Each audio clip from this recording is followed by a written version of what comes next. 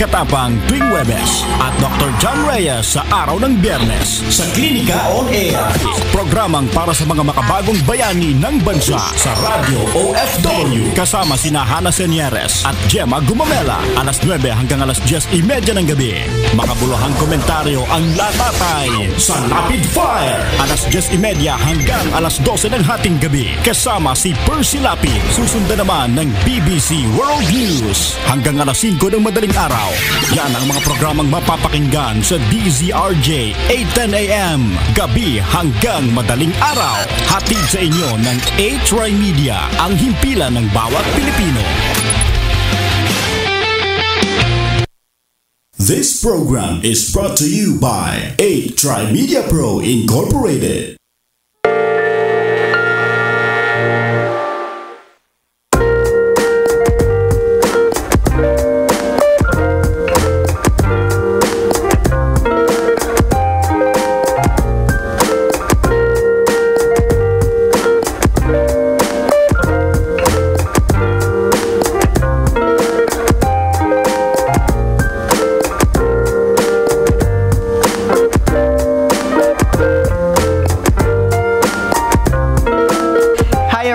Welcome to Buhay Indie once again. This is a brand new episode and I'm glad to see you guys after a long week of watching some of our old stuff. But we have new stuff now because that's why we've been busy. We've been shooting. We just came from Vegan. We came from Zambales. We went around because I'm also shooting my thesis and my classmates and I are actually in the process of finishing our film. So we're starting to shoot some initial shots for our thesis, and we're also getting to know more filmmakers, more student filmmakers as we go around. And we have a film right now from UST. This is from Arian Granada. And this is directed and edited by her, and it's a very dark theme. So I would like to warn those who are a bit squeamish. You may want to not tune out and continue watching because you have to educate your brain with the magnificent film art that we are going to present to you tonight. So keep watching, but just for the safety of everyone, if you are squeamish, you probably shouldn't watch this. But we encourage you to. Is that bad? I'm just confusing people now. But that's okay, guys. We're just gonna show something really dark. I'm just gonna warn you. It's quite dark, and but it's a very well put together piece of art, and it's well worth your time. You have to watch this from UST, directed and edited by Arian Granada. And ladies and gentlemen, from UST, we have the film Unmarked.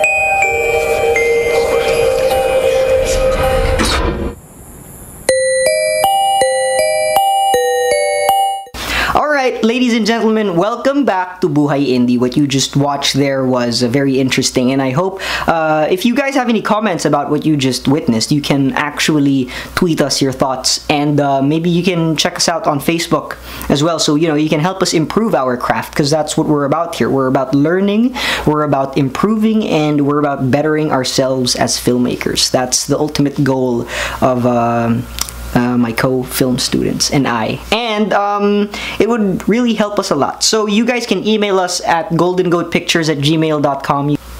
The other month, we were preparing a documentary shoot for a bunch of Mapuan students who hired us to help them produce a documentary about the coral reefs in Zambales. And we did the pre-production, the production, and the post-production. And we also did the coordinations and organizing, scripting. Yeah, it was a long process. It took very long, which is why we actually needed time to actually focus on this, because this was quite an important project that we did, because we were also using this for some of our thesis material, because we're trying to collect all of the film work we're making. We're trying to prove that you can make a career out of film, and that's why we're trying to make the most in documenting these experiences, these clients that we go out with, the clients that we shoot for. And we're also getting to know other students. We're also going with them in their shoots, in their independent shoots, and we also contacted Sir Romel Ricafort, and remember we had him as a guest here in Buhay Indie before, and he's actually willing to let us join his shoots, so we can actually document their processes. And maybe that's something you guys can look forward to one day, because we're really working on this full-length documentary thesis film, and it's going to feature all these students and everyone else involved in the process of making film. So we shot this documentary in Zambales, where at first we actually thought it was going to be very simple. We're just going to talk about the coral bleaching, how it affects coral damage. But no, when we actually talked to the people there, when we actually got to converse with them, that's when they started telling us more of the dark stuff about illegal fishing, and that how some of the authorities are not doing their part, or sometimes they're even doing they're taking part in the illegal acts. And I'm not gonna name anything because I don't want to get shot. We just got some stuff from people. It's one of the great things about being a documentarist. Well, I can't say I'm a real documentarist, but I'm veering into it. I'm trying to understand how it's like, and having parents who are broadcasters kind of gave me a little bit of skill in asking the right questions and knowing the right stuff. So I'm not being very dangerous with this. The information that I keep, as much as possible, I keep it confidential. I don't spread that stuff out to people, because that will, I don't want to die. Illegal fishing. Yeah, so we started discovering darker stuff about how the corals are getting damaged, how people do dynamite fishing and the cyanide poisoning, which kills the corals immediately, and the fishes, it makes them scurry out of their corals, and then the fishermen just take them out. It's there are other dark stuff that we did not expect, and we were actually quite surprised about the things we got from the interview. Though in the output, we didn't really put much of the dark stuff there, because we wanted to make the output a bit feel good. But we wanted to inform the audience about this dilemma, this problem in this place in Zambales, but we did not want to make it seem as if it was a boring documentary, so we added a little bit of comedy. And you're going to be watching this in a few minutes, because we're going to show you the output and some of the behind the scenes, so you can understand more the process of what we did. So here's a glimpse of our Zambales trip, and yeah, here it is. I'm kidding, it's not gonna play there, it's gonna play here.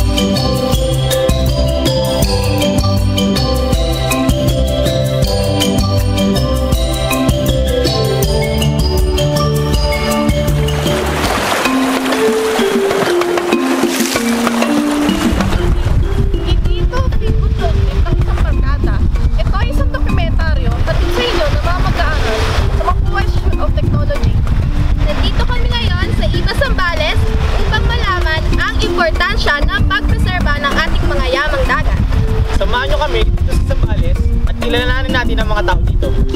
At syempre, tatanungin din natin ang mga magagandang lugar dito sa iba sa Sambales. Kaya, tara nga!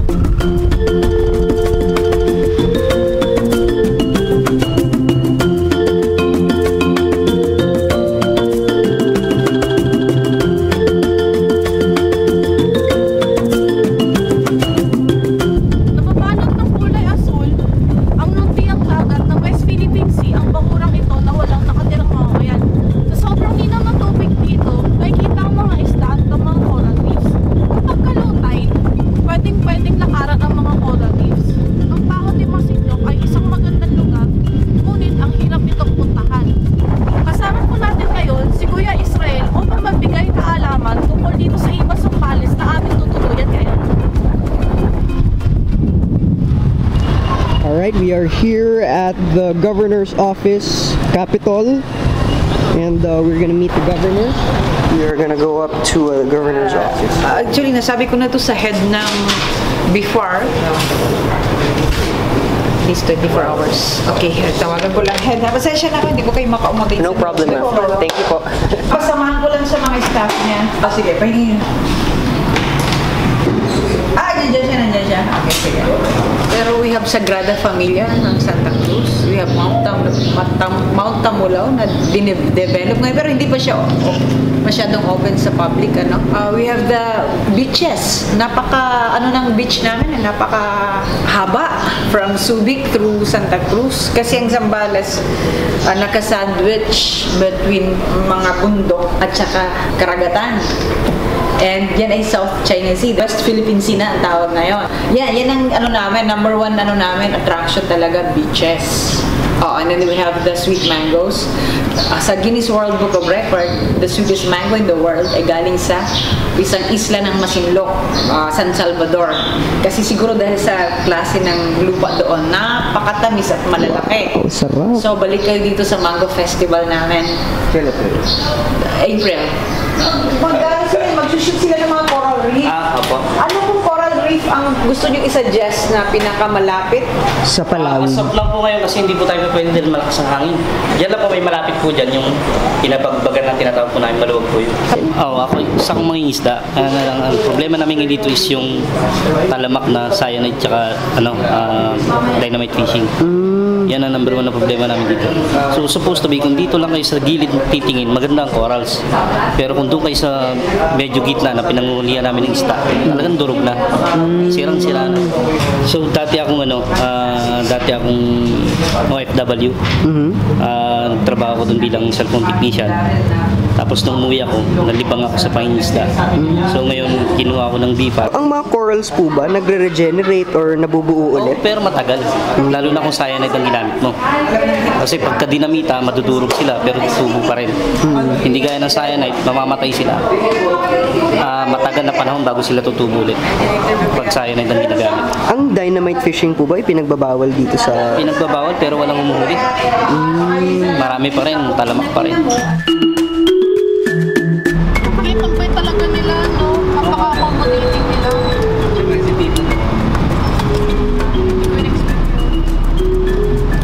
So, matigil lang yung illegal fishing, malaking tulong na sa amin, sa aming mga mangingisda. Kasi yun ang number one na talagang sumisira sa paghahanap buhay namin. Ano na isda? Patay na corals na yan. Pinatayan kasi ng isda yan eh. Pinatayan kasi. Yan o, yung isda. Ang mga patay na coral po ba, pwede pang masalba maging bahay ulit ng isda? Hindi na. So pag patay na Wala talaga? na, patay na. Hindi na siya babayan dahil wala na sila makain. Hindi gaya ng buhay, may makain sila. Kaya binabahay nila. Uy pare, masyado kaya seryoso dyan. Sabagay, finals week ngayon. Nandito tayo sa Zambales.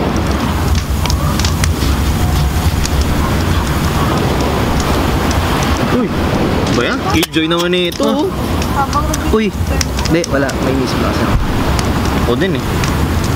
Wala na ata to. Patay na ata yung mga coral reefs dito. Dati ang ganda-ganda ng mga coral reefs dito. Ngayon, tuloy nang nasira. Kasi di pa ako makakahabol sa finals. Lighten up pare, may paraan para ma-save ang mga coral reefs. Talaga? Oo, ang tawag doon ay artificial coral reefs. Uy, ayos yan ah. Sa finance ko, nakahabol pa kaya ako? Yun. Hindi na. Pero itong kaklase natin na nasa Buhay Institute of Technology, may dagdag kaalaman tungkol sa mga artificial coral reefs. Uy, nasa school siya? Pakisabi naman sa prof ko na malilito. Huwag kang mag-alala, Clark. Hindi mo na kailangan magpasa dahil tapos na yung pasahan. So narito tayo ngayon sa Buhay Institute of Technology para pag-usapan kung ano nga ba talaga ang artificial coral reefs. Ang artificial coral reefs ay isa sa mga paraan upang mapalitan ang mga nasirang coral reefs. Maaring manggaling ito sa mga lumubog na barko. Artificial reefs generally provides the hard surfaces where algae and invertebrates such as barnacles, corals, and oysters attached. The accumulation of attached marine life provides food for assemblages of fish. Pero meron ding disadvantages sa mga artificial coral reefs. Halimbawa,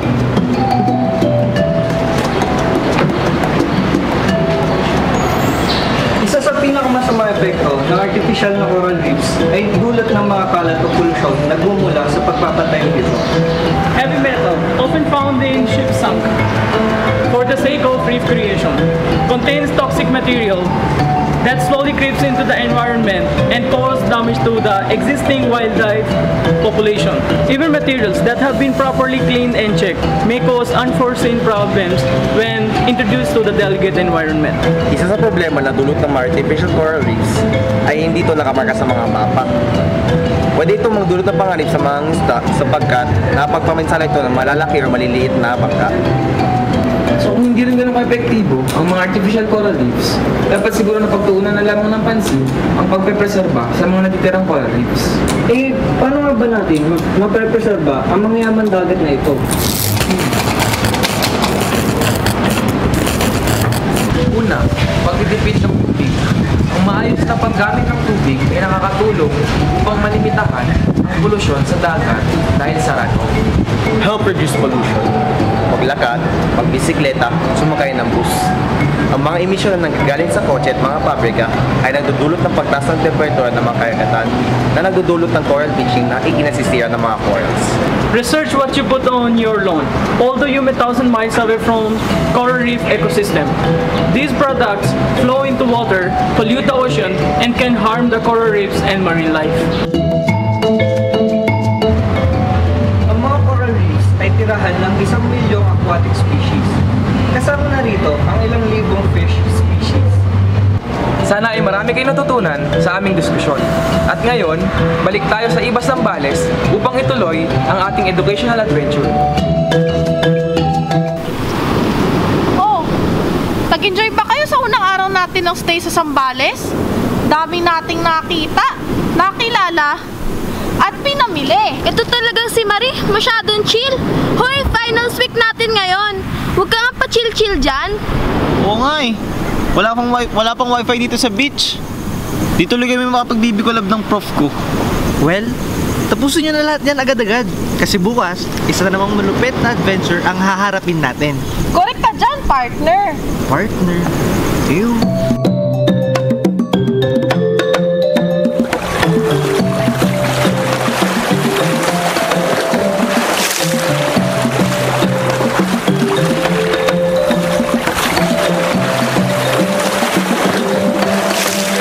So dadalhin po tayo ngayon sa Israel doon sa may mga corals. Hanggang anong oras po kaya nakikitang exposed yung mga corals na yun? Hanggang ano lang yan, siguro hanggang ngayon hanggang 10, makikita mo yan. Ito, Mga anong oras po siya aangat ulit? tuwing umaga. Basta ganitong magkakabilugan, di ba, full moon, ganito, low tide sa umaga. Lalabas ito, pero pag wala na yung full moon, wala na, hindi na lumalabas ito. Maganda lang yung lumabas. Para makita yung... Dahil nag-aabang ito pag ganito. Lalo itong magsasummer, maraming tao rito. Grabe yan, lahat yan. Yun doon, pagkakuan, nag-aabangan nila yung low tide. Ano na yun? Corals sa patay.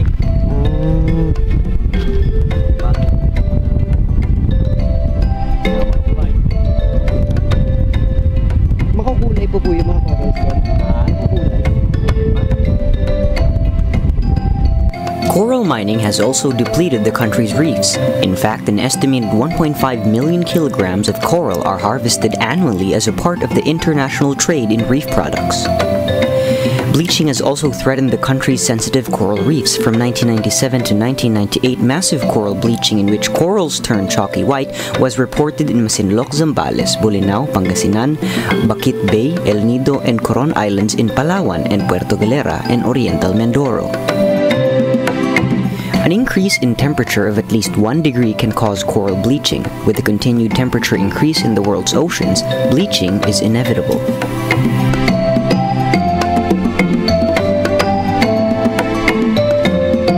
From 1876 to 1979, only 3 bleaching events were recorded, whereas 60 are on record from 1980 until 1993. In 2002, more than 400 events were recorded.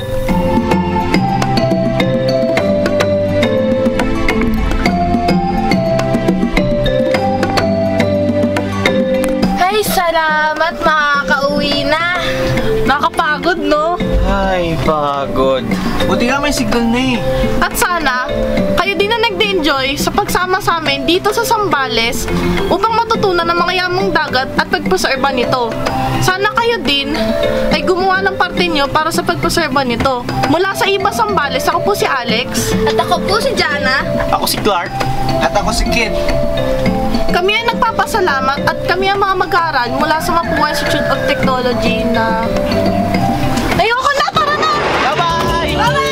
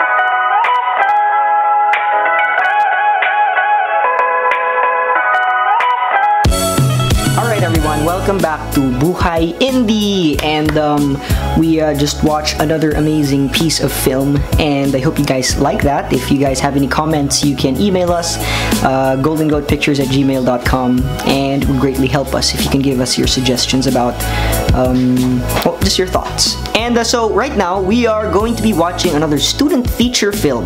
This is a class project for Mapua. Okay, this was directed by Joel Sinaga and edited by Adriel Zapanta. And it's a school project in Mapua that they did, and it's quite depressing, but it's artistic. It's chroma. It's black and white. It's nice stuff. That's how they're experimenting with their cinematography, and we're gonna see here how well they executed their little experiment and how they create the vibe of darkness. This is quite another dark film, but don't worry, there's not much violence here, and you guys can enjoy this. This film is called Labyrinth, directed by Joel Sinaga and edited by Adriel Zapanta.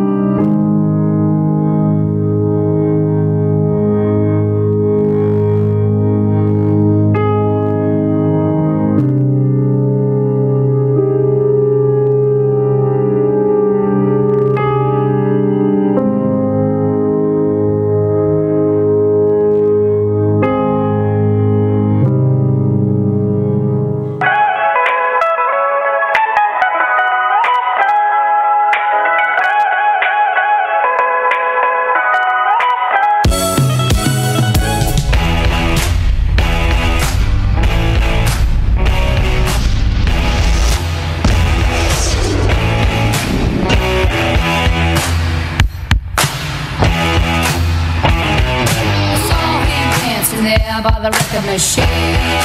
I knew he must have been about 17. Strong song, and I could tell it wouldn't be long that he was with me. Yeah, me singing I love rock and roll. Spend a lot of time in the jukebox, baby. I love rock and roll. Spend a lot of time at dance with. I love rock and roll. Spend a lot of time in the jukebox, baby. I love it.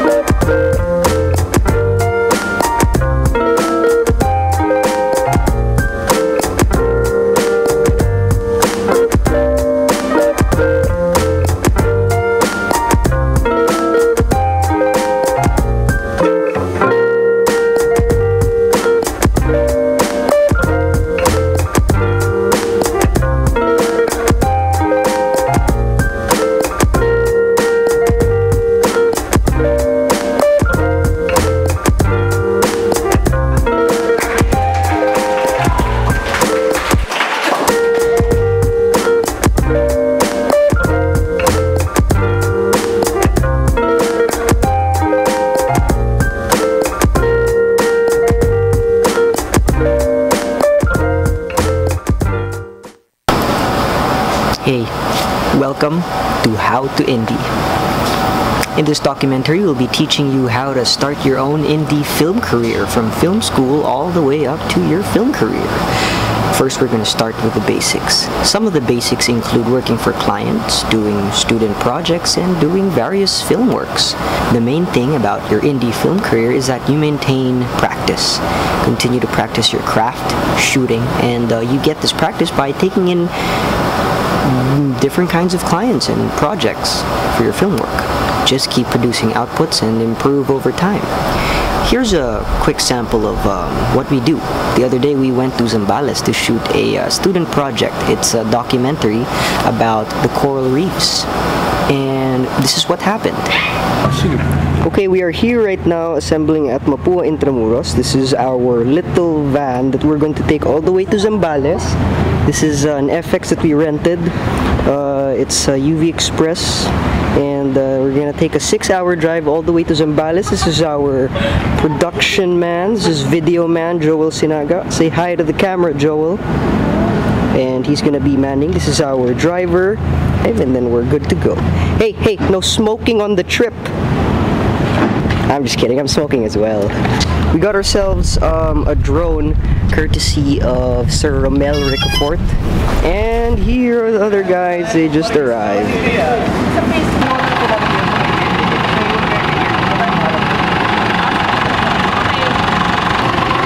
got everything. Okay. Alright. It's 3:37 in the morning and we are traveling to Masinloc, Zambales for our documentary. And we have our hosts here. They're already preparing for the shoot. They're reading their scripts, and we got our cameramen preparing for first time they're going to use a drone. And it's going to be a 6-hour travel, so it's going to be a very long ride, but it's going to be worth it because when we get to Masinloc, it's going to be a very beautiful place. We're going to see wonderful scenery, great beach. So we have 4 hosts for this documentary. This is supposed to be a 1-month production process, but what we did was we exchanged the days of shoot that we had with pre-production. So instead of being in Zambales for a month, we just did pre-production for more than 2 months, and we're gonna make the 2 days count. We're gonna make a whole documentary up to 15 minutes long, 20 minutes long, we're gonna try to make it long, a long documentary within the span of just 2 days, 2 days of shooting. So the first day, what we're gonna be doing is we're gonna be shooting the stand-uppers of the hosts. We are going to be looking for interviewees, and I asked the hosts themselves, the students, to go around and interview people using their phones, and we can use that data as well for the documentary, because the more people that are around the area, the more coverage we have, since it's gonna be a very budgeted and limited time for the shoot. We're gonna make the most of the manpower that we have here. So we're also gonna make the hosts do some production work, and they're gonna get some interviews. And so when we get there, we're gonna have some breakfast. We're gonna have a group meeting of what we're gonna be doing in Zambales. So everything is organized. This is the key element of production. You have to make sure that everyone is in sync. You have to understand what they're really shooting here, because if you bring people around and they have no clue what they're gonna do, it's just gonna be a big mess. The 2 days is not gonna work. The 2-day shoot is not gonna work if nobody here is in sync. So that's why I've set important meeting times every breakfast, lunch, and dinner, so that we can all synchronize ourselves with the production flow, and they know what's gonna happen. They know their lines. They memorize their lines, and we're gonna be able to shoot a documentary in just 2 days. So all you need is pre-production. So we're trying to beat everything here with pre-production and preparation. Preparation is key to a perfect film. So if you can't execute it on the day itself, you have to execute it already beforehand, in paper, in scripts, in itineraries, in paper, in everything else. So the pre-production is the most important thing. You have to make sure that everything is planned, everything is precise, everything is perfect. Because if you get pre-production right already, then most probably production itself is going to be easy peasy. I'm going to teach you more about how to indie when we get there. But first, I'm going to rest. Apulila na exit na lang kami.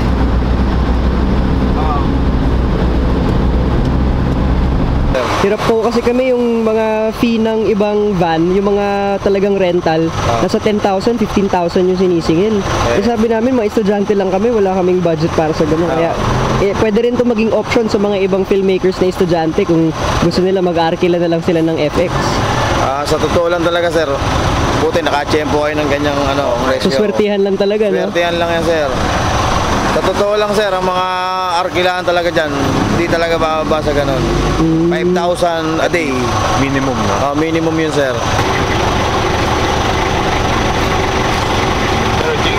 Okay, it's 4:19 in the morning, and what we're doing right now is we're trying to read the manual of the Phantom DJI that we borrowed from Sir Romel Ricafort. And this is one of the most important things with new equipment that you are going to use for film shoots. You're always going to come, they're always going to come with these things. These things, they're called manuals. Manuals are very important. This is like the Bible of your equipment. If you need to know your Bible, your equipment so well, you gotta read the manual. So you use it safely, you don't waste your money with it, you don't waste your money by destroying it because you're negligent and you didn't know what to do. You always have to read the manual of every new equipment or expensive equipment that you guys get. So right now we are spending time to read the quick start guide of the Phantom 3, the standard drone, and it also has a safety guide. All these papers, they weren't meant here for nothing. They put this here because this is for the safety of your equipment and for your safety as well. So do not neglect the manuals that they give you. You gotta read them, boys. Read them for the benefit of your film. So let's go through the quick start guide. Oh, so many letters. I'm done with this. What are we shooting?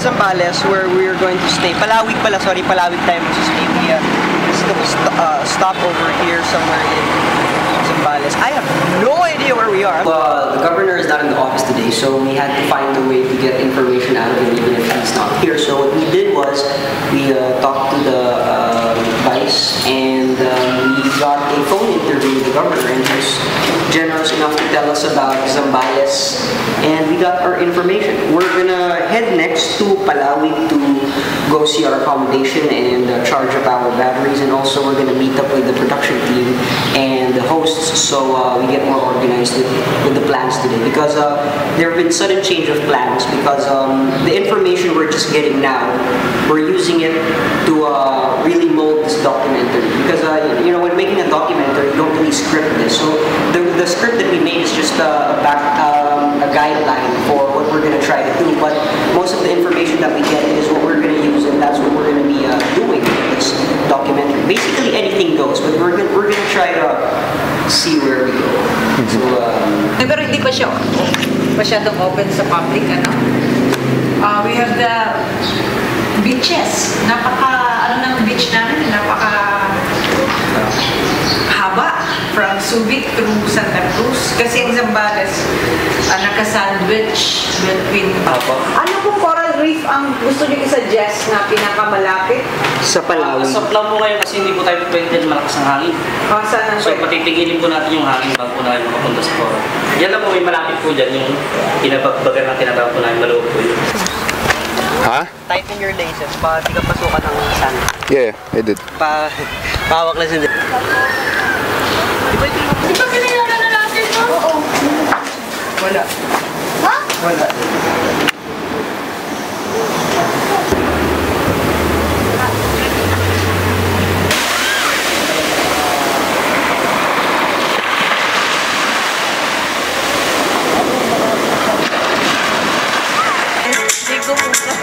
Hold mo ka sa taas mo. Hindi, sundin mo na ng sligo. Hindi, kasama yun si Casey. Ikaw na lang mag-isa. Gusto tayo, mama. No. Okay, flicker. In 5, 4, 3, action. Alright, and I hope you guys enjoyed this new episode of Buhay Indie, and I hope you guys enjoyed watching all those films. If you guys, again, have any comments, you may freely email us, goldengoatpictures@gmail.com, or you can also email Media if they, if it's a bad thing, if you're gonna complain about us, don't email them. We want to continue making films for you guys. If you just enjoy them, we just need your thoughts, your comments, and your suggestions. We really appreciate all your effort to help us out. And continue supporting indie films, guys. It's slightly more free than, more freely expressed than your usual films. And it also supports those who are learning to become good filmmakers. We gotta find the new filmmakers. We have wonderful filmmakers in the circle of the students that are graduating right now and the students that are still studying film. I've seen so much talent, and they're on their way to success, and hopefully maybe in the future we'll start seeing films from them, full-length films, full-length features. But right now, let's best showcase their short films and the few projects that they did before they achieved their ultimate success, the films that actually make them as a filmmaker. And let's celebrate indie films and film life. Thank you so much, guys, for watching Buhay Indie. It's been my pleasure showing these films to you. I hope you guys enjoyed them as well, and I hope it inspires you to actually try and be a filmmaker as well. Make your own stories. Try to tell your stories in a visual and in an audio-visual form, because it's going to be a brand new way of expressing your emotions, and it's going to be a magical experience.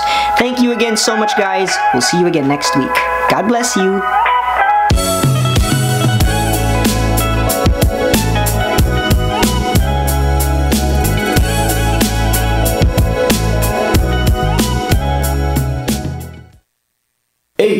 Media Pro Incorporated.